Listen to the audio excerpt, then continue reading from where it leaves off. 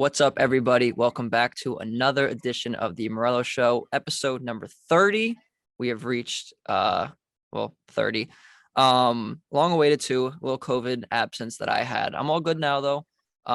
It was unfortunate to have COVID on my birthday, but it is what it is. So it is what it is. But like I said, my name is Kyle Morello. I am the host of this little show that we call the Morello Show. And with me once again, my brother, Jake Copestick. How we doing? Doing well, doing well. Good to see you back on your feet. 2 years ago I got COVID for Christmas. I got COVID 2 days after Christmas and missed New Year's, so it I happens. remember. It sucks. Glad to see you back on your feet though, so we can talk some NFL draft. And good to Yes. see that you have a new mic that is intact that we can use for today. Yes, I was gonna say, if you saw my Instagram video Tuesday night, I do have a new microphone now. I opted to go with a new mic instead of a new power supply. I've been wanting this Blue Yeti for a while. Glad I got it. So yeah, we're moving up in the world. Very sensitive though. Actually, fun fact, in my old mic, I couldn't hear myself in my headphones. I couldn't hear like anything if I had the headphones plugged or if I had the mic plugged in. So like I would just put them on and like I'd be able to hear you well, but I couldn't hear myself. So now I can hear myself and it's a little different. So fun fact, behind the scenes there. And one more thing before we get started. Got the Star Wars shirt on. This is being recorded on May 4th. So May the 4th be with all of you. I'm a huge Star Wars fan. So we'll keep that in the back pocket for the later episodes, maybe. But all right. Draft day, Johnny Manziel, last week. And it was a very, very, very interesting draft. Probably the craziest leading up to and during that we've had in quite some time. So, Cope, I want to ask you one thing that you take away from this draft that you're either taken aback by or surprised by or, something along those lines. So I think the quarterbacks is definitely something that jumps out to me. A lot of people thought that there was going to be buzz around a Malik Willis or a Matt Corral or Kenny Pickett getting picked very high. We only need Kenny Pickett go in the first round. No QBs go in the second round, if I'm correct. And, Malik Willis and Corral slide all the way to the third round. So what that says to me is, and just factually, there's a very good crop of quarterbacks coming in next year. We look at C.J. Stroud and Bryce Young, potentially Spencer Rattler. A lot of people thought he was going to be there this year, and then he wasn't. He transferred. But regardless, good group of quarterbacks next year. Will Levis from Kentucky. There's a good group of quarterbacks next year. So I think there was some teams that were like, hey, we're not going to gamble on somebody if we're not in love with them. We're not going to, trade the farm to go up and get somebody who will be there in the third round. The Steelers stood right where they were. They got Kenny Pickett.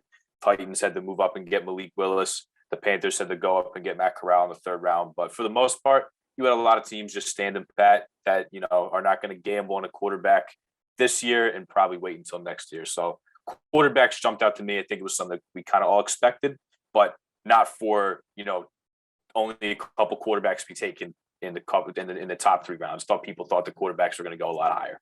Yeah, it was weird because normally every year the draft is shaped around the quarterbacks. And this year, I think we knew going in, like you said, that it wasn't going to be the same crop this year. But I was still only surprised to see one quarterback go in the first two rounds. That's something that has not happened in our lifetime, I don't think. And I don't remember the last time it has happened, if it's ever happened. So it was really interesting to see. Like you said, it also is a testament to next year's class. You got Bryce Young, who's a Heisman finalist. You got C.J. Stroud, who very well could be this year. Will Levis has the potential to be the best of the three. I know he's high on people's boards for next year.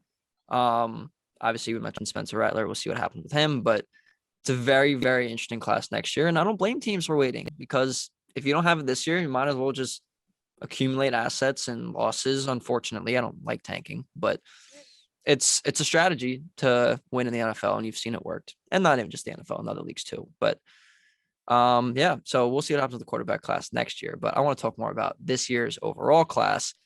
There were some teams who did really, really well, and there were some teams who not so much. So Cope, I want to start. Let me give you two teams that I thought killed the draft, and I want you to say if you agree or disagree. Okay. We'll go with first the Baltimore Ravens. They drafted Kyle Hamilton at number 14. They traded back in the first round and then traded down to get Tyler Linderbaum at number 25. They drafted David Ojabo, blanking a little bit right now, some other people, but they had overall, a lot of people are saying the best draft of 32 teams. How do you feel about that?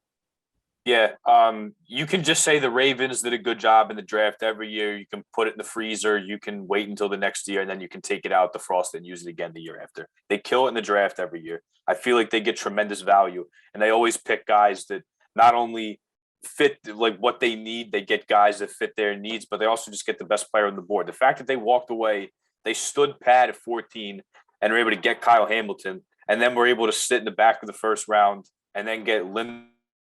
I mean, that's tremendous right there. I thought Linderbaum was, easily the best center, one of the best linemen in the entire class to get that late in the first round, and then also to get Hamilton too, standing pat.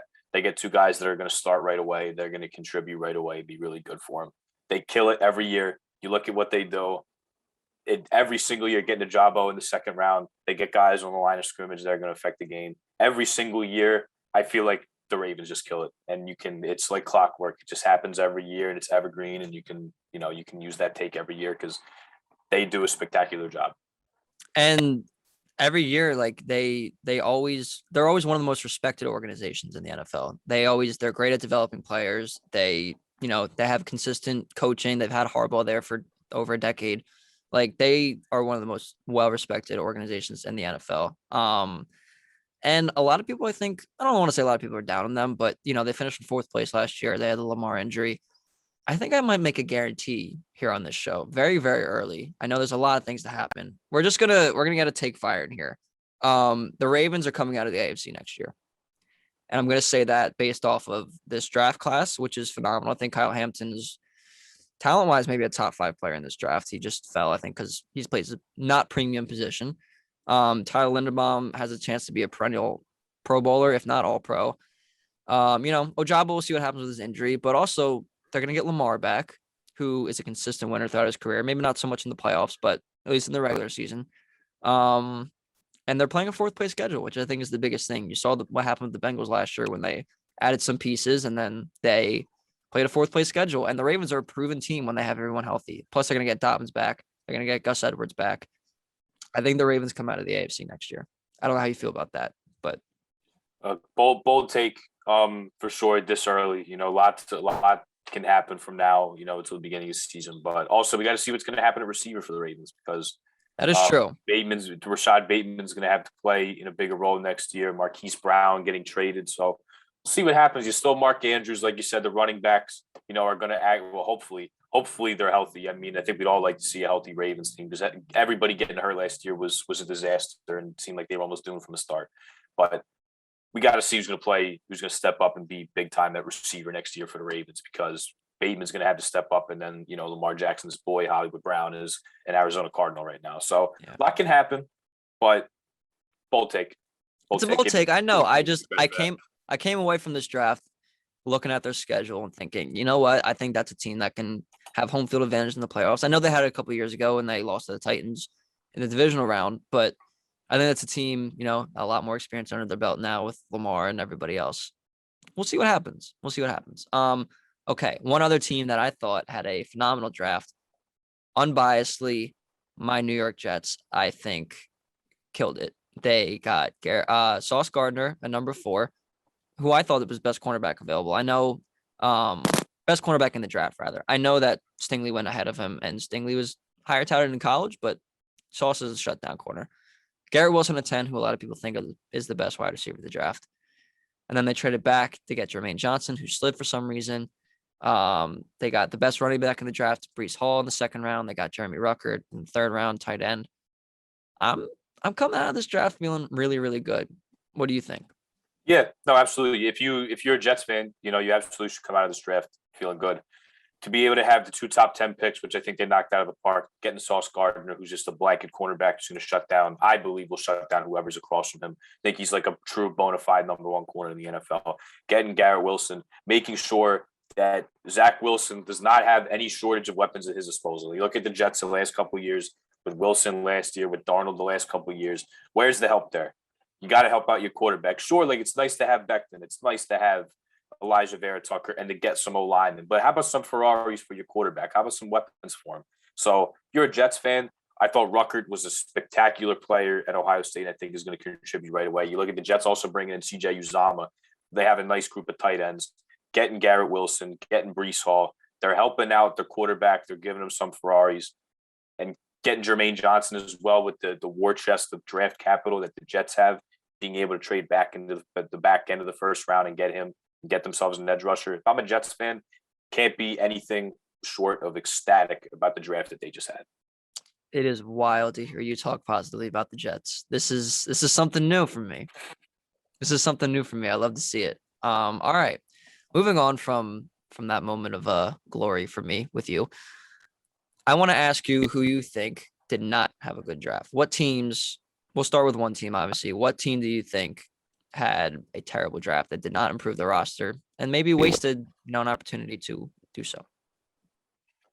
So the Patriots draft, a lot of people look at it just off the Cole Strange picking the guard from Chattanooga in the back end of the first round. A lot of people thought would be available in the mid rounds, but it's not just that. When you look at the fact that they drafted a bunch of defensive backs and they drafted a bunch of running backs too, it's very clear that like year after year, the Patriots don't just have like a bell cow running back. They like to play with a few. They like to play with a committee. They have Damian Harris. They have Ramondre Stevenson, who stepped in and played pretty well at the end of last year. For them to take two running backs, and then, in my opinion, I would have just paid J.C. Jackson. I mean, the Patriots don't historically pay a premium to keep some superstars that demand a lot of money in their prime, but I would have rather just paid J.C. Jackson his money than drafted all these defensive backs in the middle rounds where you don't know if any of them are going to be able to come in and contribute. Certainly not at J.C. Jackson's level, but as starting caliber corners just in general. So that draft was confusing to me because they already have a stable of running backs that they like, and then they drafted a bunch of defensive backs to try and make up for the fact that they don't have J.C. Jackson anymore. And I just don't think that made a ton of sense. I would have rather just had J.C. Jackson, not drafted a bunch of mid-round defensive backs. So Patriots for me was confusing, although I think a lot of people are in the wrong here about Cole Strange. I mean, as a guard, like I think he can. I think the expectation is for them to draft him in the first round. He's going to start day one off the bus. They traded Shaq Mason to the Bucks, so they don't have him anymore. They have a hole there. I think he's going to step in. He's going to start from day one. But it was those picks after that just kind of didn't make sense to me. Yeah, they had a weird draft, and I feel like the last few years, I mean, like they've obviously had some good people that they've drafted, but I think the last few years the post Brady era has been strange to them because they've had just that solid frame of guys that they've had around Brady and Brady's guys and Brady.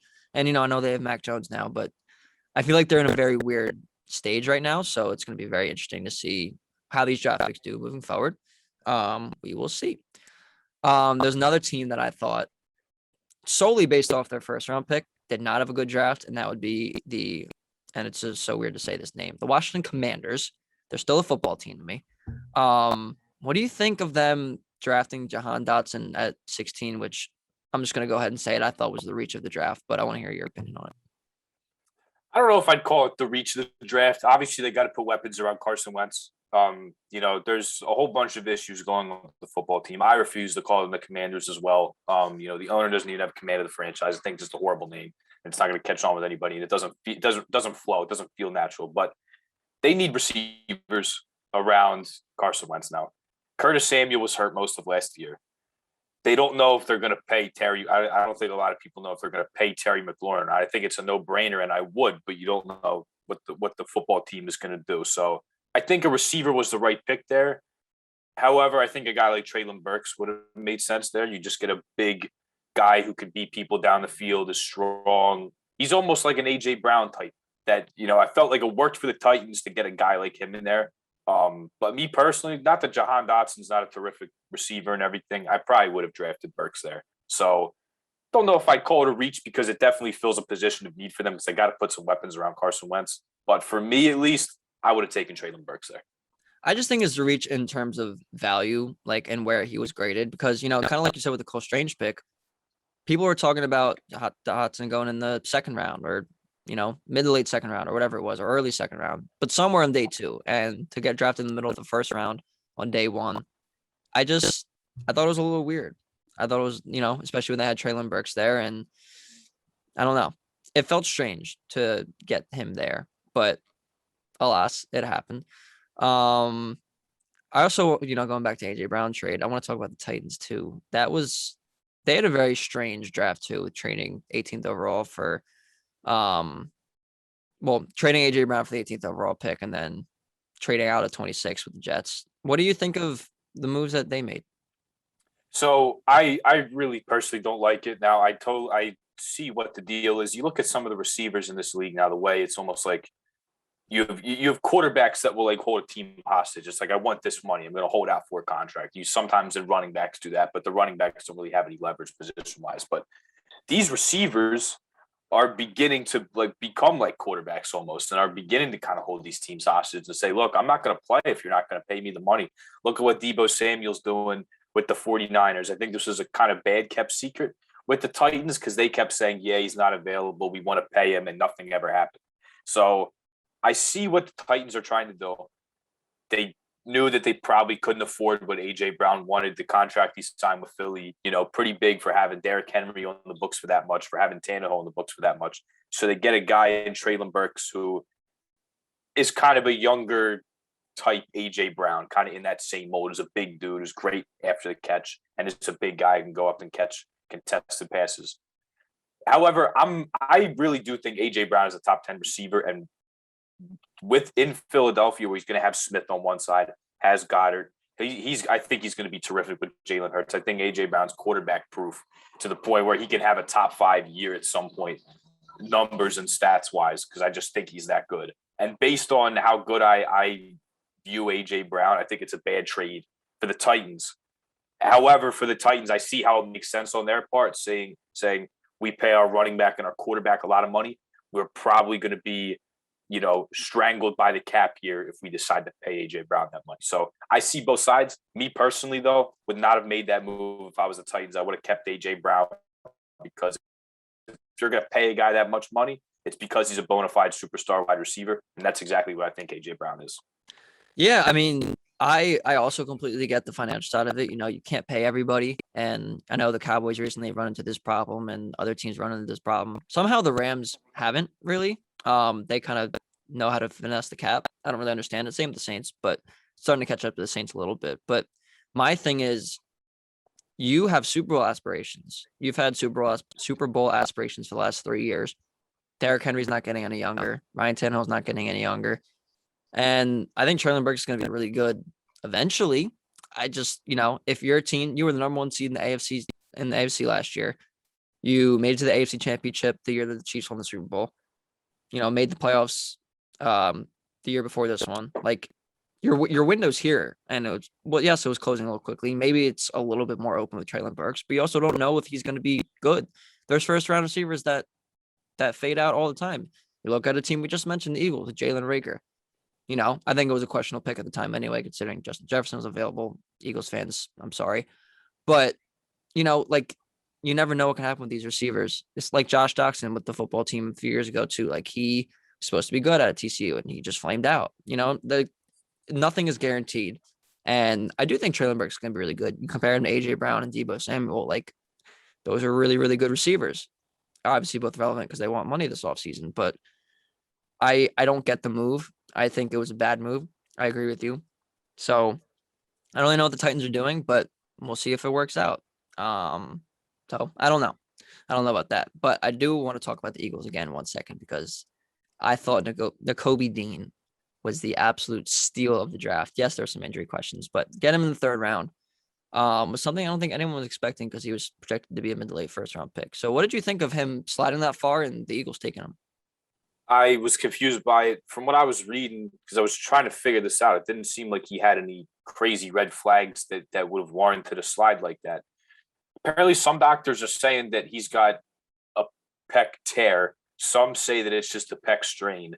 And, if it's a pec tear, then he's probably going to have to miss some of this upcoming season, if not most of it. But if it's just a pec strain, that's certainly something that he can recover from and totally be good to go in time for training camp and play this year. So I really didn't understand that. But for the Eagles to get that, I mean, we're from this area. We hear all the uproar about the Eagles all the time. People have been calling for them to get a linebacker. Seems like for a decade now. He fills an immediate need for them to get Nakobe Dean in the 3rd round and just sit there and get him, not have to make a crazy trade up to get him is crazy to me. You look at the draft that they had getting a center in Cam Jurgens, getting Jordan Davis, who's just a monster and is going to add to an already pretty damn deep defensive line that the Eagles have. I think they knocked it out of the park. And with the AJ Brown trade too, people were already ecstatic about the first round that the Eagles had, and then to get the Kobe Dean in the third round on day two, I mean, it was the icing on the cake. I think the Eagles, overall in this draft as it stands right now, and obviously we got to see how this plays out and how the players end up performing. But as it stands right now, I don't know if you can make an argument the Eagles had anything but except a top three draft of any team, because I thought they knocked it out of the park, and the Kobe Dean was the cherry on top. Oh, easily. I think it was the Jets, the Eagles, and the Ravens. Not in that order, of course, but I think they had the top three drafts. Honorable mention with the Giants with drafting Thibodeau and Neal in the first round, especially. I thought they killed that. And you don't really see that from the Giants a whole lot, at least in the old regime, because they had some questionable drafts, like drafting Daniel Jones 6th overall. And honestly, drafting Saquon number 2, even though he's an all-time prospect, but I don't think you should draft running backs that high. That's just me though. I think the Giants killed it. But like you said, I think the Eagles killed it. I think Jordan Davis has the chance to be an all-time run-stuffing defensive tackle. Like, I think he's that good, and he's a lot more athletic than people expect. Like, casual fans who don't really know what Georgia's defense is all about last year and the draft this year and whatnot. But Philly fans are going to love Jordan Davis in the middle there. Yeah, I mean, he's an absolutely horrifying person to look at if you have the lineup across from him on the offensive line. I mean, he moves incredibly well. He moves so swiftly for a guy that big, and I mean, he's big as a house. I mean, I don't Big even know dude. how people stayed in front of him in college. I don't know how he's not just bullying you over every time, because he's one of the biggest dudes I've ever seen. I feel like put on I was going to say, helmets and a pad. It's crazy. I don't know how they make humans that big. That's what I'm like. I don't get it. Like, what is he, like 6 something, like 300 pounds, but he moves like he's a linebacker.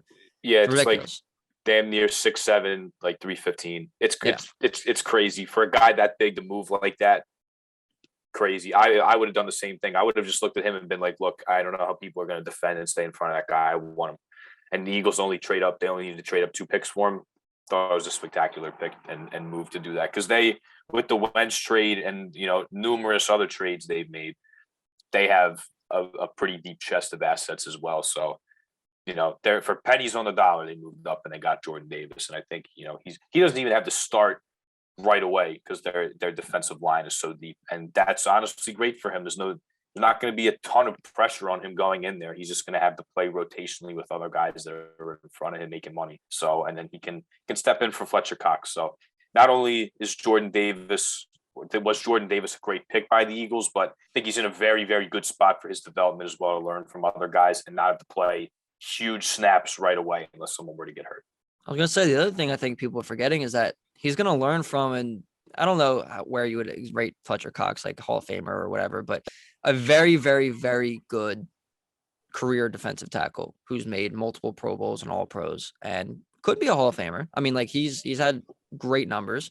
And he's learning from one of the best in the last decade. So that's phenomenal for them. And I also think we should give a shout out to Howie Roseman, because he gotten a lot of slander over his career with how he drafts, which was fair, obviously, looking back at the Jalen Reagor pick again. But the last 2 off seasons, I think that Howie Roseman's killed it. They had the trade with the Dolphins last year where they got a lot in value in that trade, and then they used that to trade up to get Devontae Smith. That's when they got Devontae Smith. They made the trade with the Saints this offseason where they got a pick for next year, which is supposed to be a better draft class than this year. Especially if Hurts doesn't work out, they can maybe use it to package it for a quarterback for next year's class. So that's another thing in the back pocket. But then this year's draft too, not giving up that much to get Jordan Davis. You trade the first round pick to get AJ Brown because you have the assets to do so. And then obviously in the Kobe Dean pick, I feel like that's more of a no-brainer, but a lot of teams passed on, including the Eagles in the first round. So I think Howie Roseman, Philly fans, deserves a lot of credit. And if you have not given him that credit yet, I think you should. Granted, you need to see the on-field results, but this is also a team that won a Super Bowl less than 5 years ago. So I think he deserves a lot of credit, which is something I don't think a lot of people would imagine saying, but it's the truth. Yeah. About time people give him his flowers, because I feel like the draft is the time every year where people just call for Howie Roseman's head and get all upset and say that he should be fired. But the last two drafts, I think he's done a good job. But I still must say, where are the cornerbacks outside of Darius Slay? I know we Well, feel like none. that's his Achilles heel. It's like, geez, we talk about the secondary every year. But where's the corner? Where's a dominant corner to stop just to start opposite Darius Slay? I think they're still missing that. But then again, can you really get mad at Howie for that? It's we sing to the choir every year, and it's the same story. But you take what you can get, and I think this is a spectacular draft. And if you're complaining about it, then I don't know what to tell you. Exactly. And you can nitpick things with every team that they have holes. I mean, the Jets' run defense is still suspect, even though they had a great draft. Like you can nitpick anything with any team, outside of maybe a select few. But yeah, I think overall, especially the last 2 years, he's done a phenomenal job. And maybe they'll fill that hole at cornerback outside of, or next to Slay rather. But we'll see what happens. Really, their whole secondary kind of needs help, but it's an issue for another day, and maybe they'll address it later in the offseason, or they'll do it by the trade deadline or whatever. But it's a team that's on the rise. They were not expecting to make the playoffs last year, and they did. Another year of Jalen Hurts under Sirianni, getting some good draft picks this year. I think Eagles fans should be optimistic, which is something that's hard for them. I know they are a ruthless crowd, but Eagles fans, it's looking up. All right, Cope. Was there any last thoughts about this year's draft that you wanted to touch on? I know you didn't want to mention the Broncos, so why don't you go ahead? Let me hear about the Broncos draft. Yeah, so them trading pick number 9 and pick number 40 in the second round for Russell Wilson. I'm not going to complain about that. For the first time since Peyton Manning was here, they finally have a franchise quarterback. It's been a revolving door of guys that really are set up to fail, because I feel like the Broncos are trying to compete here with a roster that they know is not competitive enough to do it. And the thing is, they don't have a good enough quarterback to overcome for the roster deficiencies that they have. So they finally go all in with George Payton, who, by the way, I have still yet to see George Payton make a move that I scratched my head on. I've loved everything that he's done. He makes the trade for Russell Wilson. Sure, they don't have pick number 9 in the first round. They trade a top 10 pick. They trade the 40th overall pick to the Seahawks, but still felt like they were able to get two guys that can play right away. They were able to get Nick Benito, who's an edge rusher from Oklahoma, and they were able to get Greg Dulcich, who's a tight end from UCLA. Benito's going to have to play behind Bradley Chubb and Randy Gregory, but you can never have enough pass rushers, and I thought it was a terrific value there and a really good player to pick up there in the second round. And then for Dulcich, Noah Fant leaves. He leaves a presence at tight end who can, bust the seams, who can beat the defense over the top, work the middle of the field, and just be a great receiver. Greg Dulcich isn't a great blocker, but neither was Fant. But felt like the Broncos needed to bring in somebody at tight end. They had it yet in free agency, so I thought that it made sense that they did in the draft. But a lot of people are comparing Dulcich to Mike Gesicki. Not a great blocker, but really good after the catch. Got a great set of hands. And overall is just a receiving tight end that'll be great for their offense. Russell Wilson loves his tight end. So thought that even though the Broncos did not have a ton of draft picks, they used another third-round pick to trade back for next year and get a third next year. So even with the lack of picks that they had, I still felt like the Broncos were able to walk away with two players who can help them out immediately and start from day one. So again, George Payton, I thought, killed it. He had another terrific offseason. He's 2 for 2 in my book, 2 for 2 on drafts. But to still walk away with two players that can help you out right away, even with the lack of picks they had to give up to get Russell Wilson, was very happy with it. Yeah, I mean, number one, you guys needed a Noah Fant replacement anyway because he was involved in that deal, so that wasn't a bad pick. And the other thing I wanted to say about the Broncos all season as a whole, I think the best move they made was not paying Von Miller $20 million a year like the Bills did. Even though I think Von Miller's still great, he has a lot left in the tank. He's 32, I want to say 33, one of those. But you don't give someone that old 6 years who's not a quarterback. Yeah, and I think it's a great move for the Bills. I think great. they're trying to win a Super Bowl, but it's I don't agree with the Bills' move there, but I think the Broncos not paying him, paying Randy Gregory instead, who's a lot younger and coming off a phenomenal year with the Cowboys, was a great move. And I think things are looking up for you guys as well. Granted, easily the toughest division in football, maybe ever. But it's going to be a very, very exciting year out west, and I'm sure you are equally as excited. Yeah, I'm also looking forward to the Broncos getting some primetime games in which they don't embarrass themselves. I feel like every time they got to play a Thursday or Sunday night game, they can never win and they end up looking horrible. And then once they play the primetime game, everybody's like, oh, yeah, that's why the Broncos don't play in primetime because they get on a standalone game and it's not good. But yeah, with Russell Wilson, it certainly helps. And people are like, oh, like if you're Russell Wilson, why would you want to go to the Broncos? You're in a tough division. He's Russell Wilson. He's won a Super Bowl. You know, a couple months ago when Brady was retired, there was only a handful of quarterbacks in this league that had a Super Bowl, and Russell Wilson was one of them. So he's as equipped as anybody to compete in this division. He just came from the NFC West where he had to compete in the best, I could argue, the best division in the NFC. Now he's going Easily. to come to the best division of football and the best division in the AFC.